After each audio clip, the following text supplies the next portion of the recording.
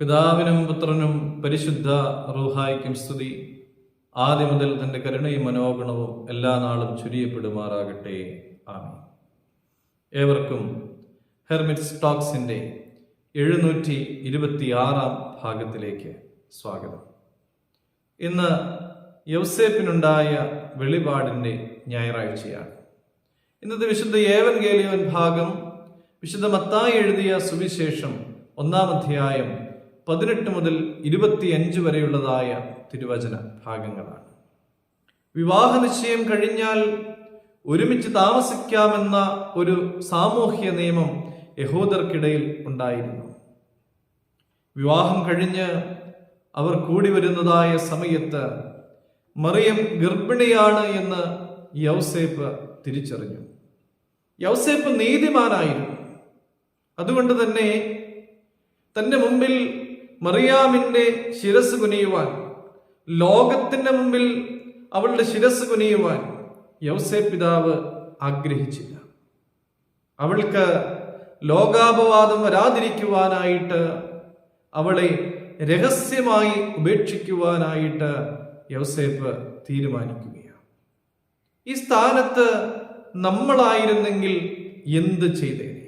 നമുക്ക് ശത്രുതയുള്ളവരുടെ ആത്മാഭിമാനത്തെ ചവിട്ടി മെതിച്ച് മറ്റുള്ളവരുടെ മുമ്പിൽ എന്തുമാത്രം നാണം കെടുത്തുവാനായിട്ട് സാധിക്കുമോ അത്രമാത്രം ക്രൂരമായി പെരുമാറുന്നവരുള്ള ഒരു സമൂഹമായി നമ്മുടേത് മാറിക്കഴിഞ്ഞു. കൈപ്പേറിയ ചില കാര്യങ്ങൾ മറക്കുവാനും നന്ദിപൂർവം ഓർത്തിരിക്കേണ്ടതായ കാര്യങ്ങൾ എന്നും ഓർമ്മയിൽ സൂക്ഷിക്കുവാനും കഴിയുന്നവർക്ക് മാത്രമേ മറ്റുള്ളവരെ മാനിക്കുവാനായിട്ട് സാധിക്കുകയുള്ളൂ. നമ്മുടെ കർത്താവ് എന്താണ് നമ്മളെ പഠിപ്പിച്ചത്? ക്ഷമിക്കുവാനായിട്ടാണ്. 7 വട്ടമല്ല, 70 വട്ടം ക്ഷമിക്കുവാനായിട്ട്. ക്ഷമയോടും സ്നേഹത്തോടും കൂടി കാര്യങ്ങളെ നോക്കി കാണുമ്പോൾ മാത്രമാണ് തകർന്നു പോയ ചില ബന്ധങ്ങളെ വിളക്കി ചേർക്കുവാനായിട്ട് നമുക്ക് സാധിക്കുകയുള്ളൂ. പ്രിയമുള്ളവരെ, എല്ലാ ബന്ധങ്ങളിലും നമ്മുടെ മനോഭാവം വളരെയധികം പ്രധാനമാണ്. നാം ആയിരിക്കുന്നിടത്തെല്ലാം സ്നേഹത്തിന്റെ കൂടാരം പണിയുന്നവരായി നമുക്ക് മാറാം. നമ്മുടെ മുമ്പിൽ ആരുടെയും തലകുനിയുവാനായിട്ട് നാം ഇടവരുത്തരുത് എന്നാണ് യൗസേപ്പ് പിതാവ് നമുക്ക് നൽകുന്നതായ പാഠം. നീതിയോടെ ചിന്തിക്കുകയും പ്രവർത്തിക്കുകയും ചെയ്ത യൗസേപ്പ് കീനോയുടെ ജീവിതത്തിൽ ദൈവം ഇടപെടുകയാണ്.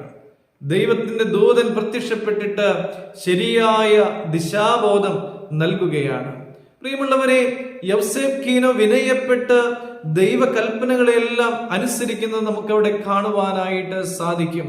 നീതിയോടെ പ്രവർത്തിക്കുകയും പ്രാർത്ഥിക്കുകയും ചെയ്യുന്നവരുടെ ജീവിതത്തിൽ ദൈവത്തിന്റെ കരുതലും കാവലും കരുണയും ഒക്കെ കാണുവാനായിട്ട് നമുക്ക് സാധിക്കും. ദൈവം നമ്മുടെ എല്ലാവരുടെയും ജീവിതത്തിൽ ഇടപെടുന്നതിന് വേണ്ടിയിട്ട് നമ്മുടെ ജീവിതത്തെ വിനയത്തോടെ ക്രമീകരിക്കുവാനായിട്ട് നമുക്ക് സാധിക്കട്ടെ എന്ന് പ്രാർത്ഥിക്കുകയാണ്. ദൈവം അനുഗ്രഹിക്കട്ടെ.